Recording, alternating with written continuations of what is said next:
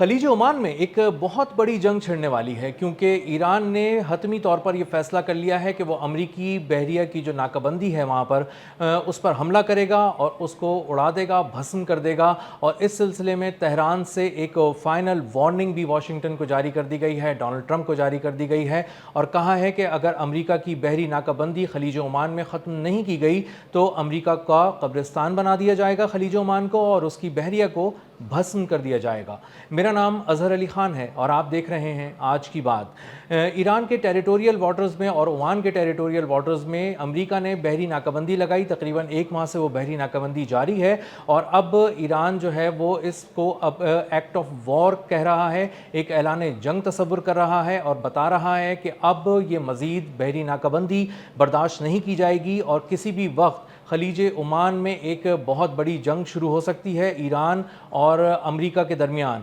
Iran ने इस हवाले से एक मौसर हिकमत अमली, दिफाई हिकमत अमली और अटैक की हिकमत अमली दोनों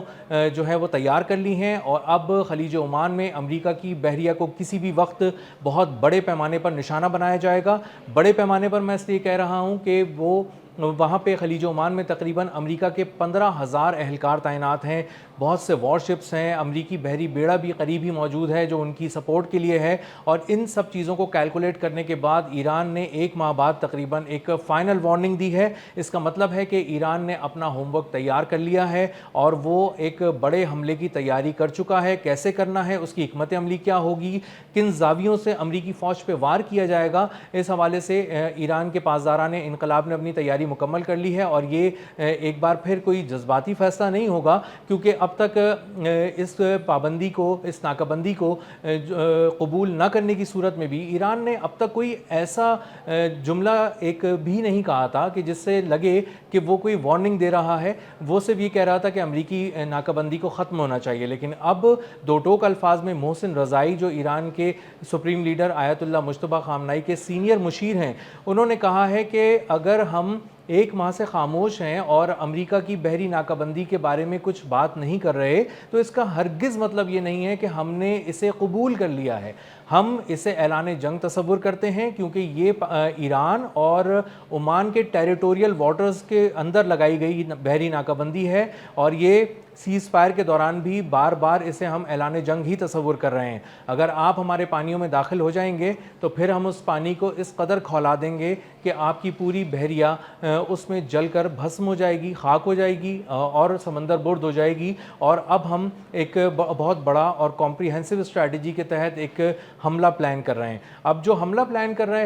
रहा है ईरान, उसके कई जाविये हो सकते हैं। उसमें सबसे पहली बात यह है कि ईरान की जो स्पीड बोट्स हैं, मिलिट्री स्पीड बोट्स, उन्होंने बहुत ही हैरान किया है अमेरिका की बहरिया को, इसके बावजूद कि वो अमेरिका की बहरिया इस बात को मानती थी, जानती थी कि ईरान के पास स्पीड बोट्स हैं, वो बहुत तेज़ी से आगे आती हैं और हमला करती हैं और चारों तरफ से घेर लेती हैं। लेकिन इसके बावजूद कि अमेरिका ने उन स्पीड बोट्स को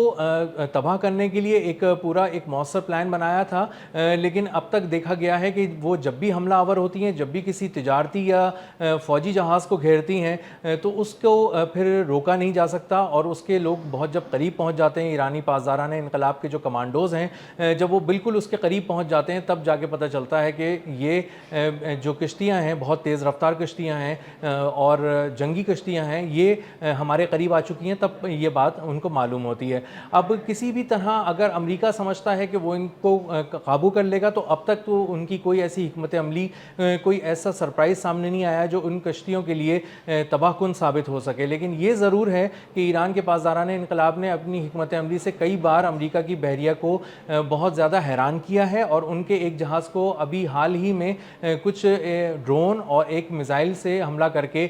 उसको इस हद तक नाकारा किया है कि उसको बहरी बेड़े से अलग करके वापस मरम्मत के लिए भिजवाना पड़ा है। अब इसके साथ साथ जो खलीज फ़ारस और खलीज ओमान में जो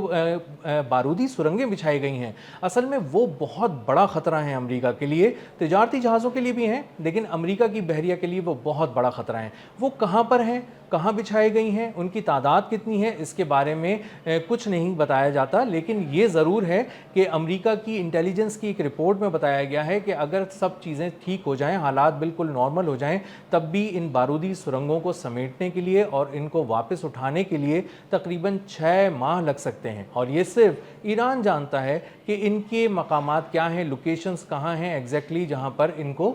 بچھایا گیا ہے، رکھا گیا ہے۔ ایک اور رپورٹ میں ایک اور بہت اہم بات یہ سامنے آئی ہے کہ پیرس، جو جتنا بڑا پیرس ہے، اس کو اگر آپ 14 پیرس ایک جگہ ملا لیں، 14 اس کا جو سائز ہے، اس کے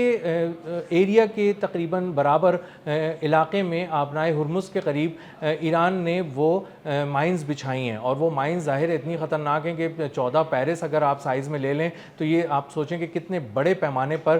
بارودی سرنگیں ایران نے بچھائی ہیں، کہاں کہاں بچھائی ہیں کسی کو نہیں معلوم، اور ان سے ٹکرانے کی صورت میں امریکہ کا بہت بڑا بحری نقصان ہو سکتا ہے۔ اور خاص طور پہ ان بارودی سرنگوں کی خاص بات یہ ہے کہ یہ صرف تیرتی نہیں رہتی، پڑی ہی نہیں رہتی، اور یہ خود سے چل کر بھی جاتی ہیں، یعنی کہ اگر ان کو بتایا جائے کہ ہدف کیا ہے تو یہ جی پی ایس سے کنیکٹڈ ہیں ان میں سے بہت ساری بارودی سرنگیں، اور وہ ایکٹیویٹ ہو جاتی ہیں، اور ان کی موٹر ایکٹیویٹ ہو کے، ایک طرح سے آپ آسان الفاظ میں سمجھیں کہ وہ جیسی ہدف کو دیکھتی ہے اس کی موٹر سٹارٹ ہو جاتی ہے، اور اس کے بعد وہ تیزی سے اس کی طرف بڑھتی ہے اور اپنے ہدف کو نشانہ بنا کر تباہ کر دیتی ہے۔ تو یہ ایک موونگ آبجیکٹ بھی ہے، نہ کہ صرف ایک تیرتا ہوا آبجیکٹ ہے، اور یہ اسی لیے جو امریکہ کی بحریہ کے لیے زیادہ خطرناک بھی ہے۔ اسی کے ساتھ ساتھ جو سمندر کی تہہ میں بچھائے ہوئے میزائل ہیں جو کہ بہت ہی خطرناک مقامات پر ایران نے لگائے ہوئے ہیں، یہ سمندر کی، جس کو کہتے ہیں نا سی بیڈ کے میں ہیں، یہ سمندر کی تہہ میں ہیں، اور وہاں سے ان کو فائر کیا جائے تو یہ اپنے ہدف کی طرف تیزی سے نکل کر جاتے ہیں، اس پہ جھپٹتے ہیں، اس کو نشانہ بناتے ہیں اور اس کو تباہ کر دیتے ہیں۔ اور اس کا مظاہرہ ایران نے کیا، اور کئی ایک بار اس کو ٹیسٹ کیا تو انہوں نے اپنی ایکوریسی 100% تک دکھائی، اور جو ہدف، جس ہدف پہ اس کو بھیجا گیا وہاں سے نکلا وہ پانی کی تہہ کو، سمندر کو چیر کر، اور اس کے بعد وہ اپنے ہدف کی طرف بڑھا اور اس کی طرف جا کر اس سے ٹکرایا اور نشانہ بنا کر اسے تباہ کر دیا۔ اسی کے ساتھ ساتھ جو جی پی ایس جیمنگ ہے وہ ایران کا اس پہ بہت ہی کنٹرول ہے، اور سیٹلائٹ سے رابطہ کسی بھی جہاز کا کیسے کاٹنا ہے، کیسے توڑنا ہے، ایران کے ماہرین یہ بہت خوب جانتے ہیں، اور انہوں نے اس کا کئی بار مظاہرہ بھی کیا ہے اور اس کو آزما بھی چکے ہیں اور کامیابی سے آزما چکے ہیں۔ اب تجارتی جہازوں کے جی پی ایس جب بالکل ہی ناکارہ ہو جاتے تھے، ان کا کنیکشن ٹوٹ جاتا تھا تو وہ اندھے ہو جاتے تھے، اور تجارتی جہاز ادھر ادھر موو کرنا شروع ہو جاتے تھے، تو ان کو اندازہ ہوتا تھا کہ ہم یہاں پر بھٹکتے رہیں گے پانیوں کے اندر، اور ہمیں اس وقت رک جانا چاہیے یا پھر واپس جانا چاہیے، کیونکہ اگر ہم پانیوں میں بھٹکتے رہے تو پتہ نہیں ہم کہاں پہنچ جائیں گے۔ اسی کے ساتھ ساتھ ایک اور بہت امپورٹنٹ بات یہ تھی کہ یہ جو امریکہ کی جو جنگی جہاز تھے جدید ترین ٹیکنالوجی سے لیس تھے، لیکن انہوں نے پہلی بار دیکھا کہ ان کی جی پی ایس کے جو سگنلز تھے وہ جیم ہونا شروع ہو گئے، اور ان کے بہت سارا جو سیٹلائٹ کے ساتھ کنیکشن تھا وہ بھی جیم ہونا شروع ہو گیا، جس کی وجہ سے ان کے پاس 2-3 چیزیں ان کے ہاتھ سے نکل گئیں۔ ایک تو یہ کہ کس سمت جانا ہے، کس سمت بڑھنا ہے، کس سمت مڑنا ہے، دوسرا یہ کہ کون کون سے ایسے آبجیکٹ ہیں جو ان کی طرف، کوئی ڈرون ہے، کوئی میزائل ہے جو ان کی طرف فائر ہو رہا ہے، وہ اس کو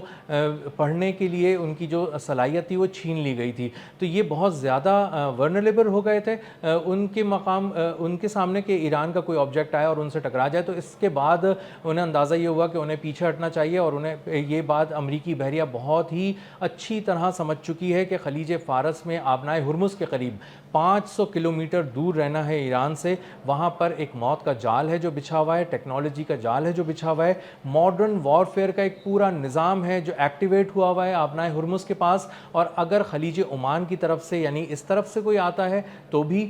وہ شکار ہو سکتا ہے، اور اگر خلیج فارس کی طرف سے لیفٹ سائڈ سے آتا ہے